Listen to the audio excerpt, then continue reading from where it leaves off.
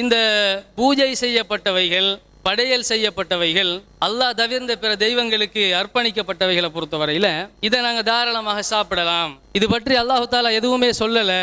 ஏன்னா அல்லாஹு தாலா வமா உஹில்ல பிஹி லிகைரில்லான்னு சொல்கிறது கூட அதை அறுக்கும் பொழுது பிராணியை அறுக்கிற நேரத்தில் ஷிர்க் செஞ்சிடக்கூடாது, இன்னொரு தெய்வத்துக்கு அதை அர்ப்பணிச்சிடக்கூடாதுன்னு அல்லாஹ் சொல்கிறான்.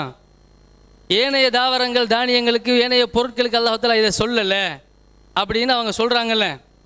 இப்படி சொல்வதற்காக வேண்டி ஒரு பயங்கரமான ஒரு பொய்யை, என்னது, ஒரு பயங்கரமான ஒரு பொய்யை எடுத்து அதை ஜோடனை செய்து அந்த பொய்யை உண்மை மாதிரி ஆக்கி இந்த சமுதாயத்தில் இருக்கக்கூடிய மொழி அறிவு இல்லாத சாதாரண அப்பாவி மக்களை கூட நம்ப வைத்து அவர்களுடைய ஈமானை கூட பாலடிக்கக்கூடிய நிலைமைக்கு அவர்களை கொண்டு போகக்கூடிய ஒரு வேலையை சகோதரர்கள் செய்கிறாங்க.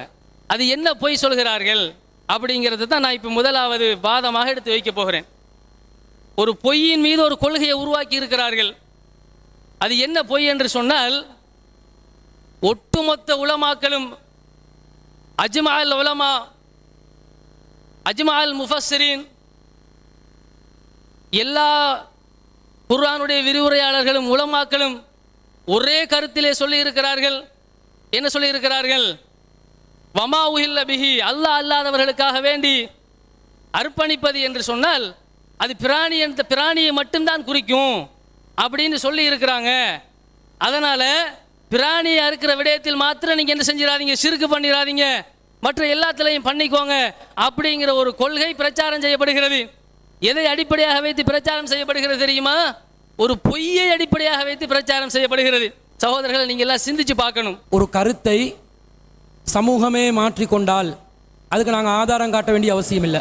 ஒரு சமூகமே இஹ்லால் என்பது அல்லாஹ் அல்லாதவர்களுக்காக அறுத்து பலியிடும் கருத்தை குறிக்கிறது என்று ஜாஹிலியா கால மக்கள் அனைவரும் அந்த கருத்தில் இருந்தாங்க என்று அறிஞர் பிஜே அவர்கள் முன்வைக்கல, அவராக முதல்ல சொல்லலை. அவர் எப்படி சொல்கிறார்னா அதை தெளிவாக குறிப்பிடப்பட்டிருக்கிறார். தஃசீருல் வசீத் லில் வாஹிதி என்று சொல்லக்கூடியவர்களுடைய தஃசீர்ல தெளிவாக கால இப்னு அப்பாஸ் அவர்கள் சொல்கிறார்கள், மா ஜுபிஹலில் அஸ்னாம் உஹில்ல லிகைரில்லா என்று சொன்னா மா உஹில்ல லிகைரில்லா பி என்றா மா ஜுபிஹலில் அஸ்னாம், சிலைகளுக்காக வேண்டி அறுத்து பலியிடுதல், வ ஸுகிர அலைஹி கைருஸ்மில்லாஹி, அதன் மீது அல்லாஹ் அல்லாதவர்களுடைய பெயர் கூறுதல். அல்லாஹ் அல்லாதவர்களுடைய பெயரை சொல்லி லாத்து உஸ்ஸா என்று சொல்லி அல்லது மனாத்தி ஏதாவது சொல்லி அந்த சிலைகளுக்காக வேண்டி மிருகங்கள் மீது பெயர் சொல்லி அறுத்தல் தான் இஹ்லால் என்று இப்னு அப்பாஸ் ரலியல்லாஹு அன்ஹு அவர்கள் நேரடியாக சொல்லிட்டு இமாம் அபுல் ஹசன் அலி இப்னு அஹ்மத் அவர்கள் சொல்கிறார்கள், வஹாதா கவுலு ஜமீஇல் முஃபஸ்ஸிரீன், இதுதான் அனைத்து முஃபஸ்ஸிரீன்களுடைய கருத்து.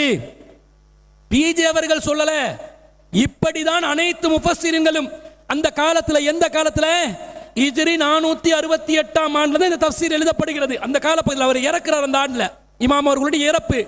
அந்த கால பகுதியில் கூட அனைத்து மக்களும் அனைத்து தஃப்சீர் அறிஞர்களும் தஃப்சீர்களை நல்ல மக்கள் மத்தியிலே பிரசித்தி பெற்று ரொம்ப விரிவாக பேசப்பட்ட ஒரு காலப்பகுதி. அந்த காலத்தில் சொல்றாங்க அனைத்து மக்களும் ஜமீஉல் முஃபஸ்ஸிரீன் இந்த கருத்துல தான் இருந்தாங்கன்னு.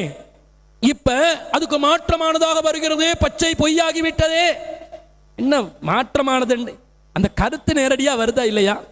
பெரும் ஜமீஉல் முஃபஸ்ஸிரீன் என்று நாங்களா கையால மடியால போட்டு சொன்னதல்ல, அதுதான் அந்த காலத்துல கருத்தா இருந்துச்சு.